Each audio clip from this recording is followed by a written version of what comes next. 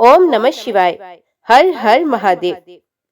प्रत्येक माह के कृष्ण पक्ष की चतुर्दशी तिथि पर मासिक शिवरात्रि पड़ने के कारण ये तिथि बेहद खास होती है। इस तिथि के स्वामी भगवान शिव हैं। इस दिन भगवान शिव की पूजा के साथ साथ शिव परिवार के सभी सदस्यों की उपासना की जाती है। सुख शांति की कामना से शिव का पूजन किया जाता है और उनके निमित्त व्रत भी रखा जाता है। इस दिन शिवलिंग पर पुष्प चढ़ाने तथा शिव मंत्रों के जप का विशेष महत्व है। इस दिन पूरे विधि विधान से शिव जी का पूजन और व्रत किया जाता है। मासिक शिवरात्रि व्रत के प्रभाव से व्यक्ति काम, क्रोध, लोभ और मोह आदि के बंधन से मुक्त हो जाता है। ऐसी मान्यता है कि शिव मंत्रों का जाप शिवालय या घर के पूर्व भाग में बैठकर करने से अधिक फल प्राप्त होता है। मासिक शिवरात्रि की पूजा के बाद ब्राह्मणों को भोजन कराकर स्वयं भोजन करना चाहिए। मासिक शिवरात्रि का व्रत जो भी भक्त पूरे श्रद्धा भाव से करता है, उसके माता पिता के सारे पाप नष्ट हो जाते हैं, साथ ही स्वयं के सारे कष्ट दूर हो जाते हैं और उस व्यक्ति के जीवन के सारे सुख प्राप्त होते हैं। इस व्रत की महिमा से व्यक्ति दीर्घायु, ऐश्वर्य, आरोग्य और संतान आदि प्राप्त करता है। ऐसी मान्यता है कि इस व्रत को करने वाले व्यक्ति की सभी मनोकामनाएं पूरी हो जाती हैं। तो आज की इस वीडियो के माध्यम से हम मासिक शिवरात्रि व्रत कथा आपके सामने प्रस्तुत करने जा रहे हैं। उम्मीद करती हूँ एकाग्र मन से आप इस कथा को शुरू से लेकर अंत तक जरूर श्रवण करेंगे। कथा को अंत तक जरूर श्रवण कीजिएगा।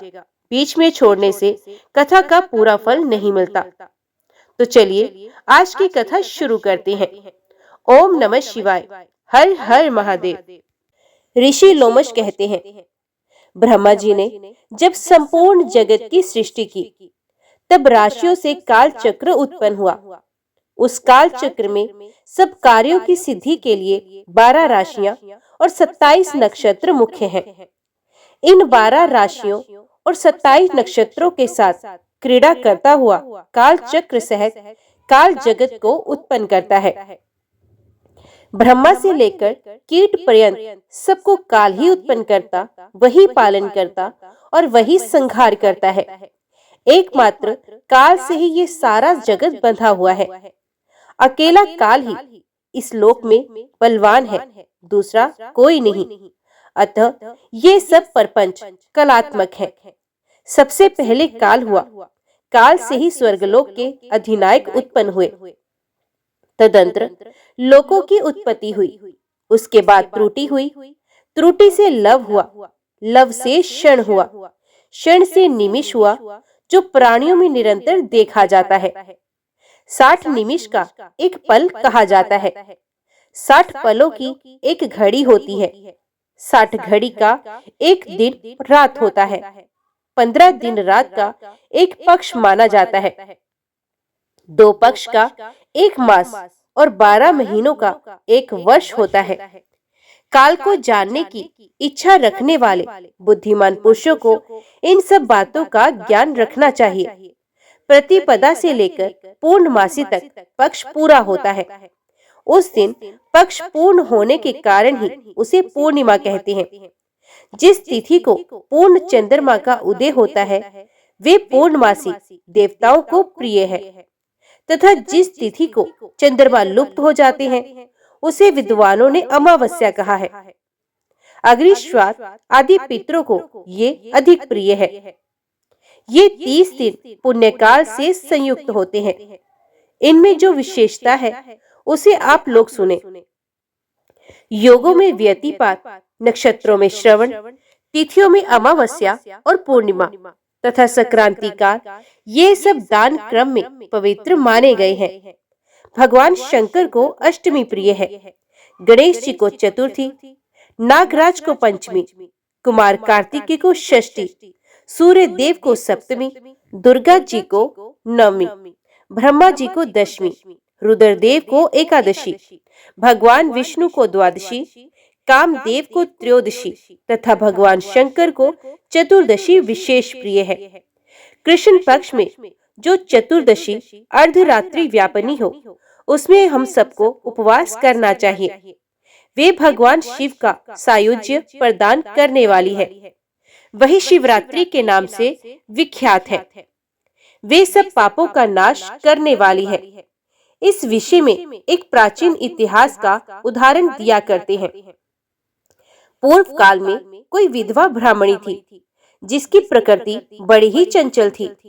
वे काम भोग में आसक्त रहती थी। अत किसी काम चांडाल के साथ उसका संबंध हो गया। उसके गर्भ से दुरात्मा चांडाल के एक पुत्र हुआ, जिसका नाम दुस्सह था। दुस्सह बड़ा ही दुष्ट आत्मा था। वे सब धर्मों के विपरीत ही आचरण करता था। महान पापपूर्ण प्रयोगों के द्वारा वे सदा नए नए पाप प्रारंभ करता था। वे जुआरी, शराबी, चोर, गुर स्त्रीगामी, वधिक, दुष्ट आत्मा तथा चांडाल लोचित कर्म करने वाला था। एक दिन वे अधर्मी मन में कोई बुरी वृत्ति लेकर ही किसी शिवालय में गया। उस दिन शिवरात्रि थी। वे रात में भगवान शिव के पास उपवास पूर्वक रहा और वहां पास ही देवात होती हुई शैव शास्त्र की कथा सुनता रहा। वहां उसे लिंग स्वरूप भगवान शिव का दर्शन हुआ। दुष्ट होते हुए भी उसने एक रात व्रत किया और शिवरात्रि में जागता रहा। उसी शुभ क्रम के परिणाम से उसने पुण्य योनि प्राप्त करके बहुत वर्षों तक पुण्य आत्माओं के लोक में सुख भोग किया। तदंतर वे राजा चित्रांगद का पुत्र हुआ। उसमें राज राजेश्वरों के लक्षण थे। वहां वे विचित्र वीर्य के नाम से प्रसिद्ध हुआ। उसका रूप सुंदर था। उसे सुंदरी स्त्रियां प्यार करती थी। उसने बहुत बड़ा राज्य प्राप्त करके भी अपने मन में अहंकार नहीं आने दिया। भगवान शिव की भक्ति करते हुए वे सदा शिव धर्म के पालन में ही तत्पर रहा। शिव संबंधी शास्त्रों को मान्यता देकर वे उन्हीं के अनुसार शिव की पूजा किया करता था। भगवान शिव के समीप यत्न पूर्वक रात्रि में जागरण करके भगवान शिव की गाथा का गान करता और रोमांचित होकर नेत्रों से आनंद के अश्रुकण बहाया करता था। भगवान शिव की कथा सुनने से उसमें प्रेम के सभी लक्षण प्रकट हो जाते थे। उसे देवाधिदेव शिव की प्रेम लक्षणा भक्ति प्राप्त हुई। भगवान शिव के ध्यान में निरंतर संलग्न रहने के कारण उसकी सारी आयु व्रत में ही बीती। भगवान शिव इस संसार में पशुओं, अज्ञानियों तथा ज्ञानी जनों के समान रूप से सुलभ है। अत सुख की प्राप्ति के लिए एकमात्र सदा शिव का ही सेवन करना चाहिए। शिवरात्रि के उपवास से राजा को उत्तम ज्ञान प्राप्त हुआ। उस ज्ञान से सब प्राणियों में निरंतर संभाव का अनुभव हुआ। फिर एकमात्र भगवान सदाशिव ही सब भूतों के आत्मा रूप हैं। इस ज्ञान का साक्षात्कार हुआ। तत्पश्चात ये अनुभव हुआ कि संसार में कहीं कोई भी ऐसी वस्तु नहीं है जो भगवान शिव से रहित हो। इस प्रकार उन्होंने अत्यंत दुर्लभ एवं पूर्ण परमपाचित ज्ञान प्राप्त किया। वे ज्ञान विज्ञ पुरुषों के लिए भी अत्यंत दुर्लभ है। फिर औरों की तो बात ही क्या। राजा विचित्र वीर्य वे ज्ञान प्राप्त करके भगवान शिव के अत्यंत प्रिय भक्त हो गए। शिवरात्रि के उपवास से उन्होंने सायुज्य मुक्ति प्राप्त की। उसी पुण्य के प्रभाव से उन्होंने शिवजी की लीला में योग देने के लिए शिवजी से ही दिव्य जन्म प्राप्त किया। दक्ष कन्या सती से जब शिवजी का वियोग हुआ, तब उनके जटा फटकारने से शब्द से उन्हीं के मस्तक से जो वीरभद्र नामक वीर उत्पन्न हुआ, वे राजा विचित्र वीर्य ही है। वही दक्ष यज्ञ का विनाश करने वाला हुआ। इसी प्रकार अन्य बहुत से मनुष्य भी शिवरात्रि व्रत के प्रभाव से पूर्व काल में सिद्धि प्राप्त कर चुके हैं। राजा भरत आदि तथा मंधाता, धुंधुमार और हरिश्चंद्र आदि नरेश भी इस विचित्र वीर्य द्वारा किए हुए उत्तम शिवरात्रि व्रत का अनुष्ठान करके ही सिद्धि को प्राप्त हुए। इन सबके अतिरिक्त भी बहुत से कुल इस श्रेष्ठ व्रत के द्वारा तारे गए हैं, जिनकी गणना या वर्णन करना असंभव है। देवाधिदेव जगदीश्वर शिव ने अपने वीरभद्र आदि असंख्य गणों के साथ कैलाश में राज्य किया। वहां भगवान रुद्र के साथ ऋषि और इंद्रादि देवता भी सेवा में उपस्थित रहते हैं। ब्रह्मा जी उनकी स्तुति करते रहते हैं। भगवान विष्णु आज्ञा पालक सेवक की भांति खड़े होते हैं। इंद्र सब देवताओं के साथ सेवा धर्म का पालन करते हैं। चंद्रमा भगवान के मस्तक पर छत्र धारण करते हैं और वायुदेव चंवर डुलाते हैं। साक्षात अग्निदेव ही सदा उनके रसोइया बने रहते हैं। स्वर्गवासी गंधर्व उनके दरबार में गीत गाते और स्तुति पाठ करते हैं। इस प्रकार भगवान महेश्वर कैलाश पर्वत पर अपने प्रतापी पुत्र गणेश और कार्तिकेय आदि के साथ तथा महारानी गिरजानंदिनी उमा के साथ महान पराक्रम का परिचय देते हुए राज्य करते हैं। ओम नमः शिवाय। अभी हम श्रवण करते हैं दूसरी कथा। सूत जी कहते हैं, माघ मास में कृष्ण पक्ष की चतुर्दशी का उपवास अत्यंत दुर्लभ है। उसमें भी शिवरात्रि में जागरण करना तो मैं मनुष्यों के लिए और दुर्लभ मानता हूँ। उससे भी अत्यंत दुर्लभ है शिवलिंग का दर्शन तथा परमेश्वर शिव के पूजन को तो मैं और भी दुर्लभतर मानता हूँ। 100 करोड़ जन्मों में उत्पन्न हुई पुण्य राशि के प्रभाव से कभी भगवान शंकर की बिलपत्र से पूजा करने का अवसर प्राप्त होता है। 10,000 वर्षों तक जिसने गंगा जी के जल में स्नान किया है, उसको जो फल मिलता है वही फल मनुष्य एक बार बिलपत्र से भगवान शंकर की पूजा करके प्राप्त कर लेता है। प्रत्येक युग में जो जो पुण्य इस संसार में लुप्त हुए हैं, वे सभी शिवरात्रि में पूर्णतः विद्यमान रहते हैं। लोक में ब्रह्मा आदि देवता, वशिष्ठ आदि मुनि इस शिवरात्रि की भूरी भूरी प्रशंसा करते हैं।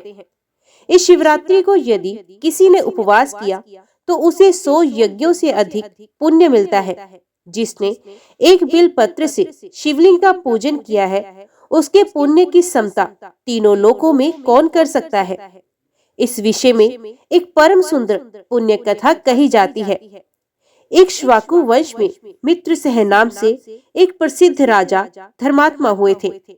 वे समस्त धनुर्धारियों में श्रेष्ठ, सब अस्त्र शस्त्रों के ज्ञाता, शास्त्राज्ञ, वेदों के पारंगत विद्वान, शूरवीर, अत्यंत बली, उत्साही, नित्य उद्योगी और दया के निधान थे। राजा को शिकार खेलने का व्यसन था। एक दिन उन्होंने अपनी बहुत बड़ी सेना साथ लेकर भयंकर वन में प्रवेश किया और वहां बहुत से व्याघ्र, जंगली सुअर तथा सिंहों को अपने बाणों से बींध डाला। राजा मित्रसेन रथ पर सवार होकर कवच से सुरक्षित होकर वन में विचर रहे थे। उसी समय उन्होंने अग्नि के समान आकृति वाले एक निशाचर को मारा। उसका छोटा भाई दूर से ये देखकर शोक मगन हो गया और वहीं कहीं छिप गया।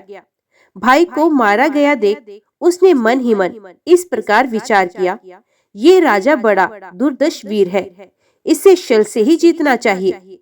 ऐसा निश्चय करके वे पापात्मा राक्षस मनुष्य के समान आकृति बनाकर राजा के समीप आया। राजा ने सेवा करने के लिए विनीत भाव से आए हुए उस पुरुष को देखकर अज्ञानवश उसे रसोई घर का अध्यक्ष बना दिया।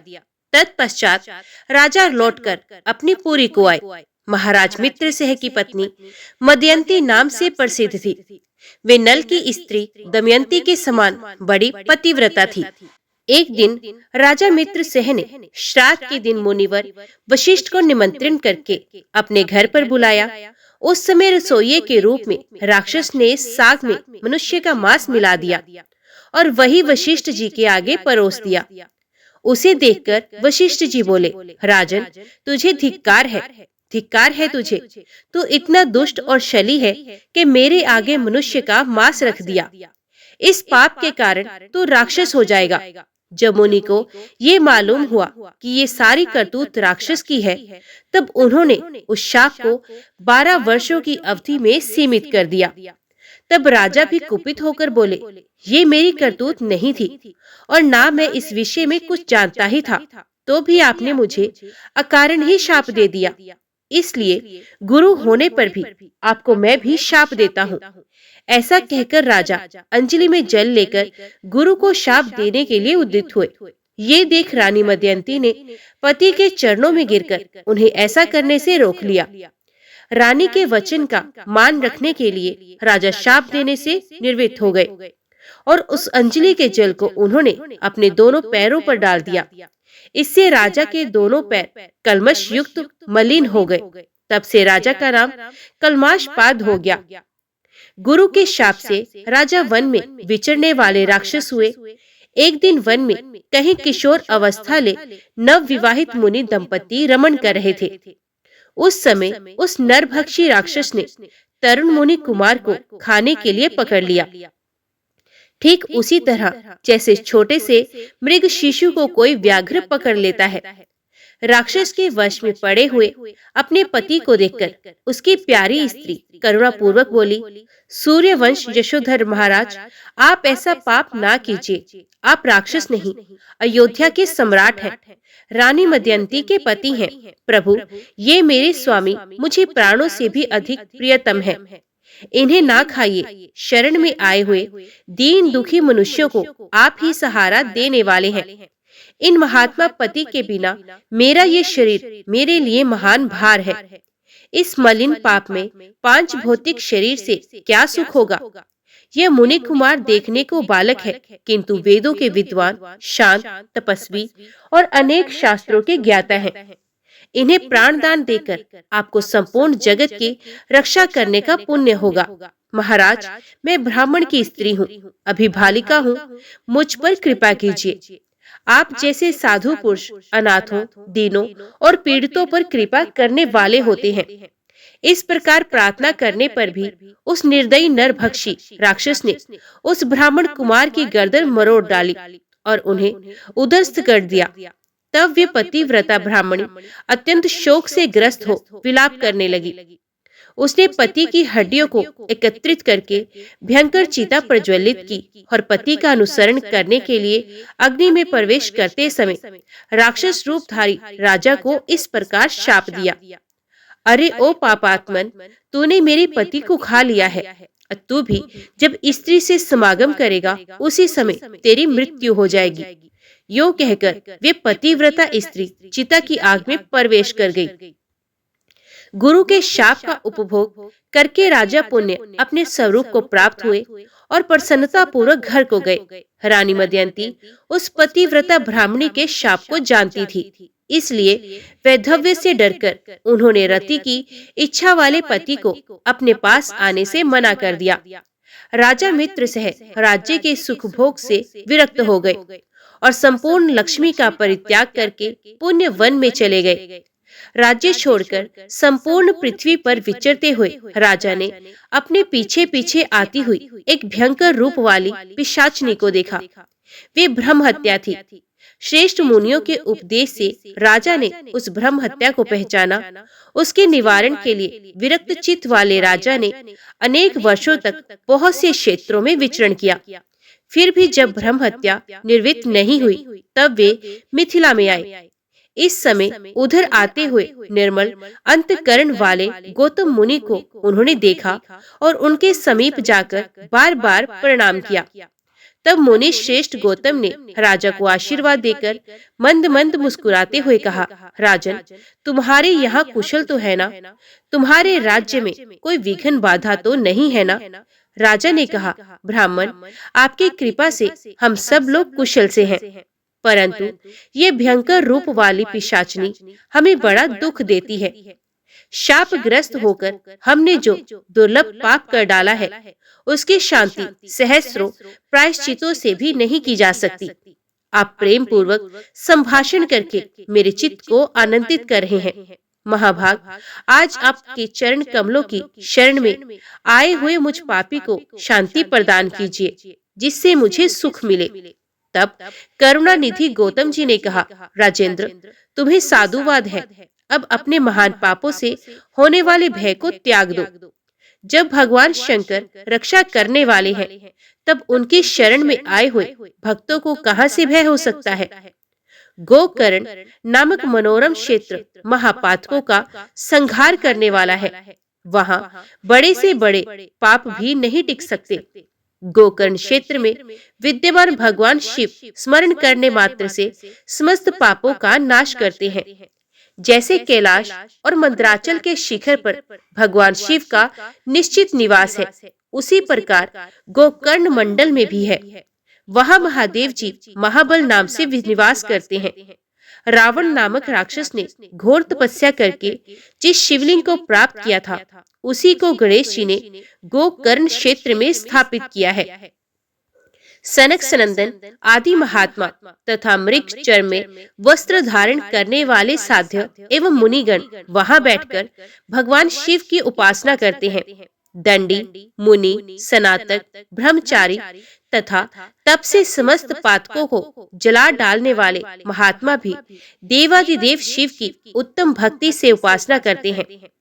इस ब्रह्मांड मंडल में गोकर्ण के समान दूसरा क्षेत्र नहीं है। वहां महात्मा अगस्त्य मुनि ने घोर तपस्या की है। राजन, इस तीर्थ में संपूर्ण देवताओं के स्थान है।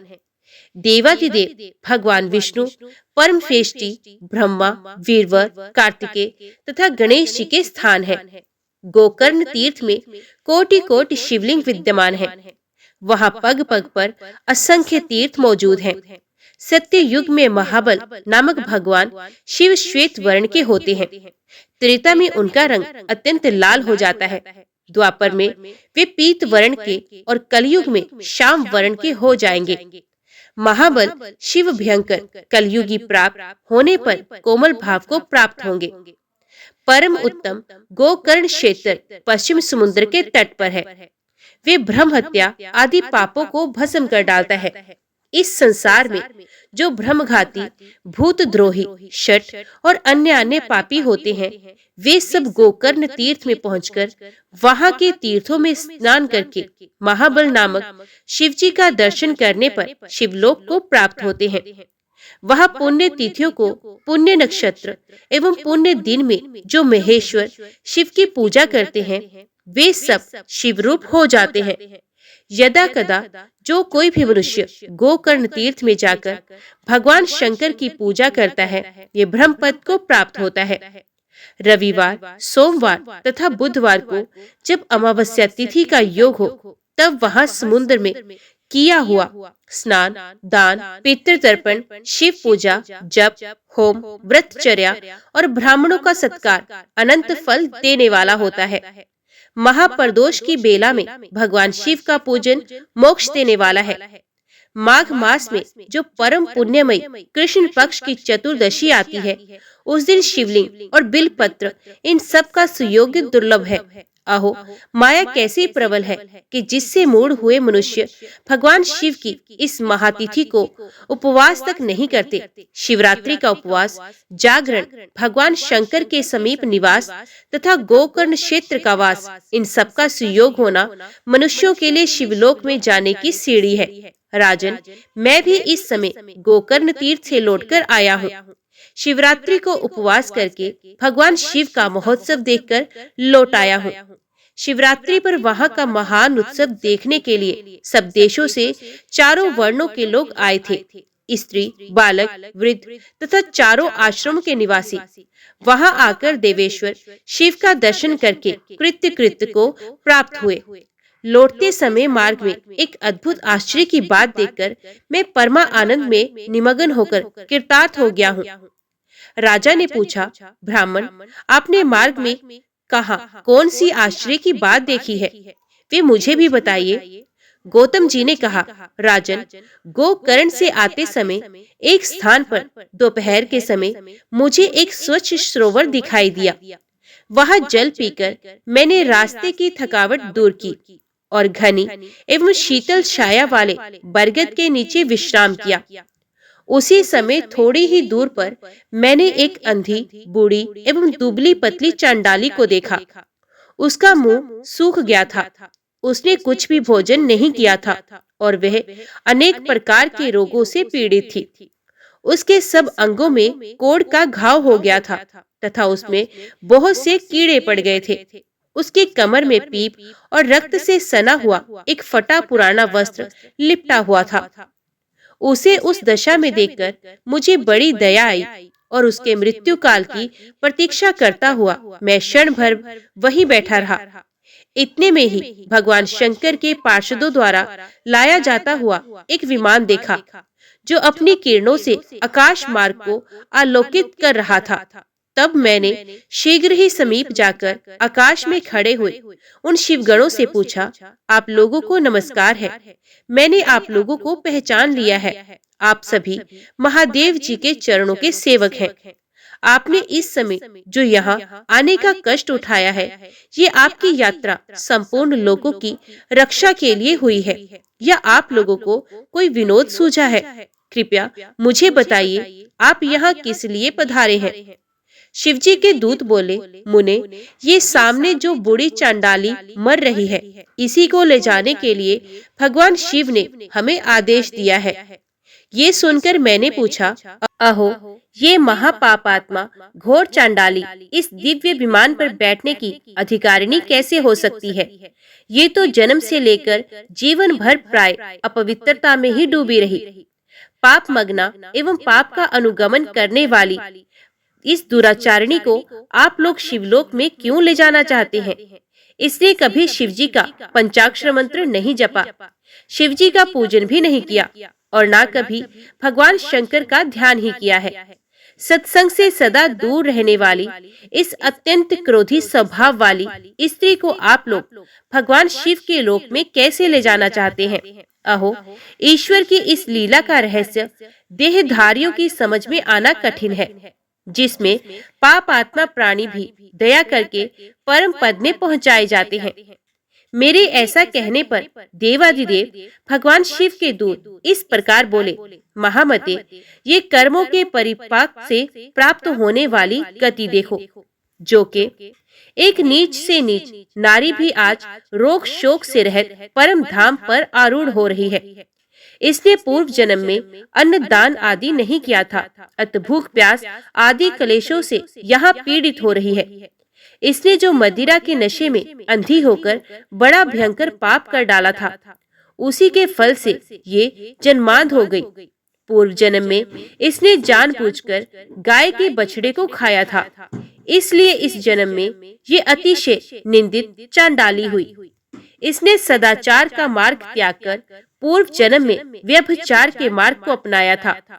उसी अकथनीय पाप से इस जन्म में ये दुराचारिणी और दुर्भाग्यवती हुई। विधवा होकर भी इसने दूसरे पति का आलिंगन किया। उसी महान पाप के कारण इसके शरीर में कोढ़ के बहुत से घाव हो गए। इसने काम वेदना से व्याकुल होकर स्व इच्छा अनुसार शूद्र से रमण किया। उस पाप के कारण इसे महारक्त पीप और कीड़ों से पीड़ित होना पड़ा। इसने कभी उत्तम व्रतों का पालन नहीं किया, यज्ञ पूजा नहीं की, कुआं आदि खुदवाने या बगीचे लगाने का काम भी नहीं किया। उसी पाप से ये सब प्रकार के भोग साधनों से रहित होकर दुख पा रही है। पूर्व जन्म में इस मूढ़ स्त्री ने मदिरापान किया था। उसी पाप से ये महायक्षमा की पीड़ा और हृदय शूल से तड़प रही है। मुनिश्रेष्ठ विवेकी महात्मा यहीं पर सब मनुष्य में उनके संपूर्ण पाप चिन्ह देखते हैं। यहाँ जो बहुत से रोगों द्वारा पीड़ित और पुत्र तथा धन से हीन है, जो दुष्ट लक्षणों से कलेश पाने वाले और लाज छोड़कर भीख मांगने वाले हैं, वस्त्र, अन्न, पान, छया, भूषण और अभ्यंग आदि से वंचित, कुरूप, विद्याहीन, विकिल अंगों वाले, कुत्सित भोजन करने वाले, दुर्भाग्यवान, निंदित तथा दूसरों के सेवक हैं, ये सभी पूर्व जन्म में बड़े भारी पापी रहे हैं। इस प्रकार यत्न पूर्वक विचार करके और संसार के मनुष्यों की दशा देखकर विद्वान पुरुष कभी पाप नहीं करता, यदि करे तो वे आत्मघाती है। जीव का ये मनुष्य शरीर अनेक प्रकार के सत्कर्मों का एकमात्र साधन है। इसके द्वारा सदा शुभ कर्मों का ही सेवन करें। पाप कर्मों को सर्वथा एवं सर्वदा त्याग दें। सुख की इच्छा रखने वाले को पुण्य करना चाहिए। मनुष्य का ये शरीर अत्यंत दुर्लभ है। इसे पाकर जो कोई भी अपना हित चाहने वाला मानव एकमात्र भगवान शिव की शरण लेता है, एक चित होकर उन्हीं का ध्यान करता है, वे समस्त पापों से तर जाता है। पहले इस दुराचारिणी स्त्री के मुख से असावधानी में शिवजी का नाम उच्चारित हुआ है। श्री गोकर्ण क्षेत्र में शिवरात्रि को उपवास करके रात में इसने जागरण किया और शिवजी के मस्तक पर बिलपत्र चढ़ाया। उसी का जो उत्तम फल है उसे ये आज भोगने जा रही है। ये सब तुम अपनी आंखों से देखते हो। गौतम जी कहते हैं, राजन, इस प्रकार कहकर उन शिवदूतों ने उस चंडाल की योनि से जीव को खींचकर उसे दिव्य तेज से संपन्न कर दिया। उस नारी को दिव्य शरीर की प्राप्ति हुई और वे तेज की राशि से उद्भासित हो उठी। तत्पश्चात शिवजी के दूतों ने प्रसन्न होकर उसे विमान पर बिठाया। ये परम उदार रूप और लावण्य से सुशोभित तथा दिव्य वस्त्र धारण करने वाली हो गई। उसके देह से सब और दिव्य सुगंध और दिव्य प्रकाश फैल रहे थे। वे विमान पर बैठी हुई शिवजी के चरणार विंदों का स्मरण कर रही थी। उसे वे पार्षद भगवान महादेव जी के समीप ले गए। उस समय सब लोकपाल आश्चर्यचकित होकर ये सब देख रहे थे। राजन, गिरजापति भगवान शंकर के प्रति लेश मात्र भक्ति का ये अत्यंत आश्चर्यजनक महात्म्य मैंने तुम्हें बताया है, जो समस्त पाप राशि का विनाश करने वाला है। राजा ने पूछा, भगवान, परमेश्वर शिव का उत्तम लोक कैसा है? यदि आपकी मुझ पर दया है तो मुझे शिवलोक का लक्षण बताइए।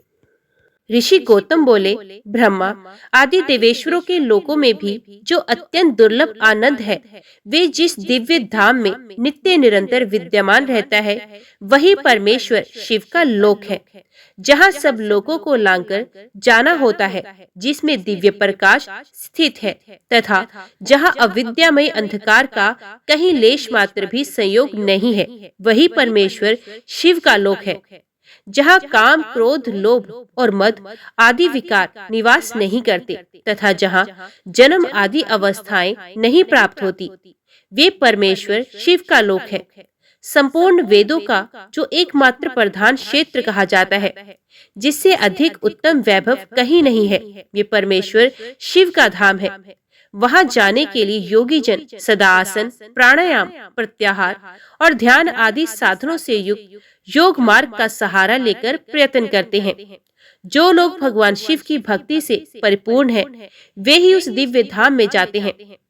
जो भगवान शंकर की कथा सुनने और कहने में हर्ष का अनुभव करते हैं, केवल कांति में जिनकी स्थिति है, जो सब प्राणियों के अकारण सुहृद और मोह रहित हैं, ये संसार चक्र को लांघकर भगवान शंकर के आनंदमय धाम को पाकर सुखी होते हैं।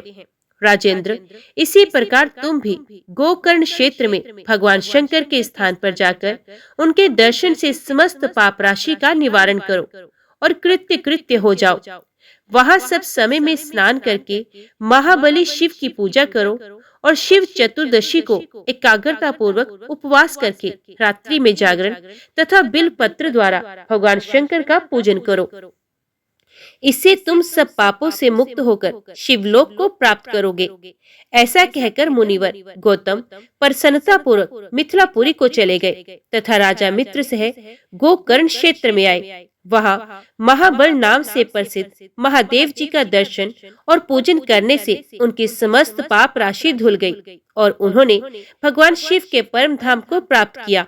जो मनुष्य भगवान शिव की इस मनोहर कथा को प्रतिदिन भक्ति पूर्वक सुनता अथवा सुनाता है, वे परम गति को प्राप्त होता है। ओम नमः शिवाय। हर हर महादेव। आज की वीडियो में इतना ही। उम्मीद करती हूँ वीडियो आपको पसंद आई होगी। वीडियो पसंद आई हो तो वीडियो को लाइक और चैनल को सब्सक्राइब जरूर कीजिएगा। ओम नमः शिवाय लिखकर कमेंट बॉक्स में अपनी हाजिरी और अपने सुझाव देना ना भूलिएगा। तो मिलते हैं अगली कथा अगली वीडियो के साथ। तब तक के लिए देखते व सुनते रहिए। जय मां कंजक, जय माता दी।